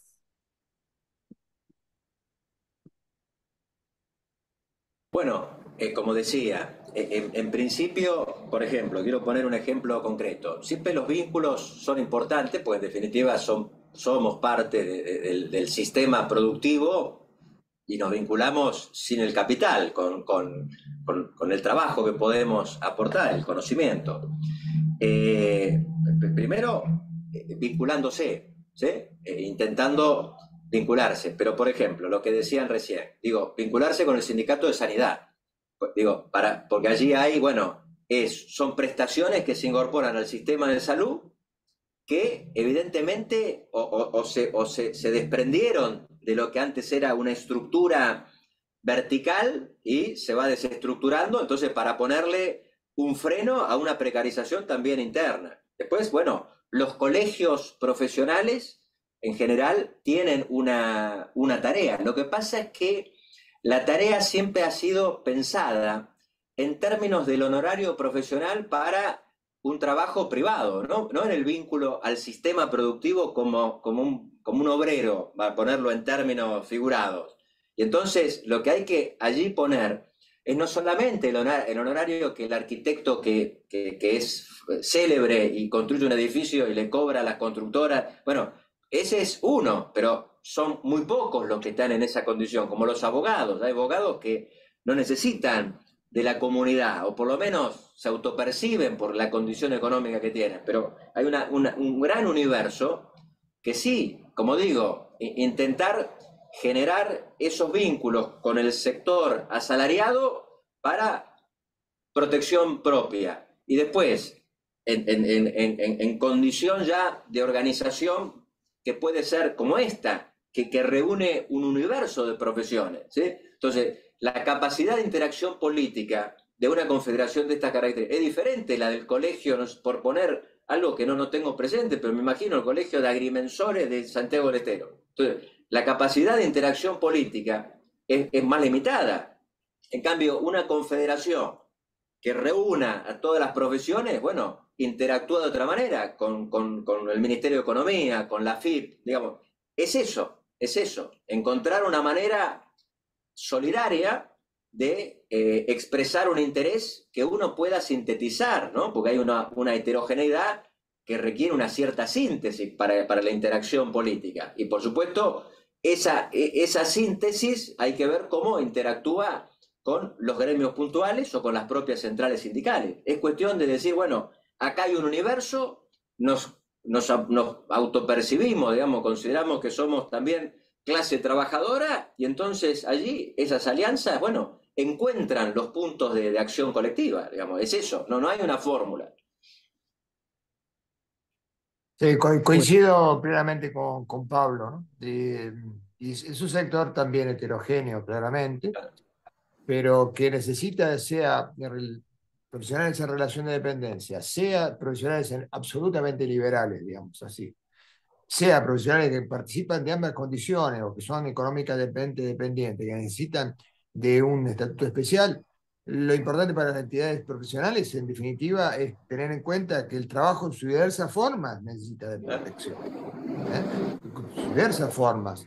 Y se participa, obviamente, también en el ámbito profesional, se estudian no solo las protecciones en relación de dependencia clásicas, sino también formas de protección, especialmente en materia de género, ¿no? Las licencias parentales, etcétera, que ya están siendo reglamentadas, porque hay un claro vacío. Sí, la condición del liberal, del profesional, no le quita que sea un padre de familia o una madre y que tenga que necesitar protección, o el día de mañana, un tema que se está discutiendo ya mucho, que sea el derecho al cuidado, ¿no? Es decir, el derecho a cuidar, a que lo cuiden y a autocuidarse, que es un tema que da mucho para hablar y que comprende a las profesiones, ya no comprende solamente a los trabajadores de relación de dependencia, no solo es un desafío para la ley de contrato de trabajo, sino para el conjunto de los quienes trabajan y que necesitan un sistema integrado general de cuidados, que no tenemos, por ejemplo, ¿no? Y que en eso estaríamos involucrados tanto los sindicatos como los profesionales. Muchas gracias. Sí, César, doctor, no, y quiero agregar algo, que es un tema de mucho conflicto en los sindicatos, los monotributistas, porque el monotributista paga muy poco y la obra social le tiene que dar un servicio. Hay un tema muy presente en los sindicatos, que por supuesto es polémico, ¿no? Porque nadie puede pensar que lo que paga un monotributista realmente es un aporte significativo para la atención que deberían recibir. Por cierto, muchas veces no la reciben, pero digo, es un sistema que se ha desorganizado de tal modo que hay veces que hasta hay una tensión latente, digamos, por ejemplo, en este tema, ¿no? Pero bueno, es una razón más para involucrarse con los propios sindicatos. Bueno, ¿alguien quiere hacer algún comentario previo a la culminación?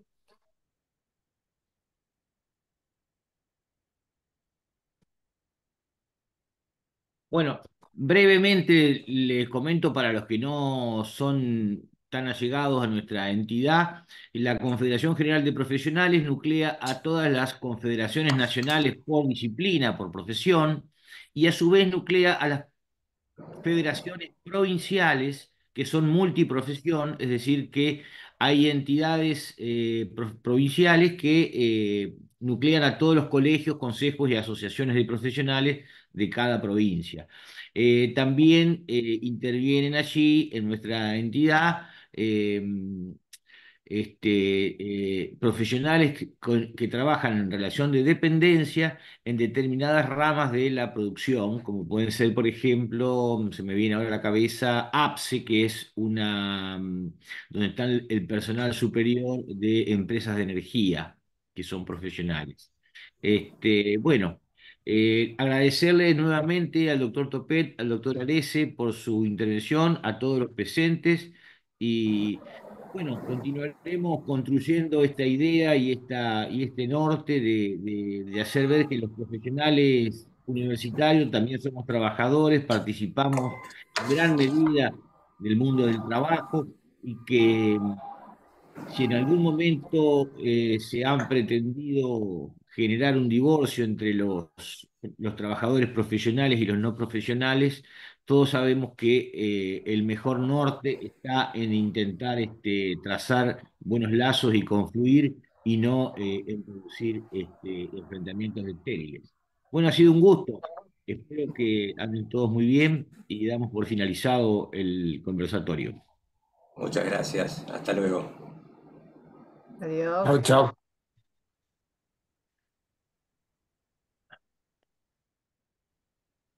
Chau, nos vemos.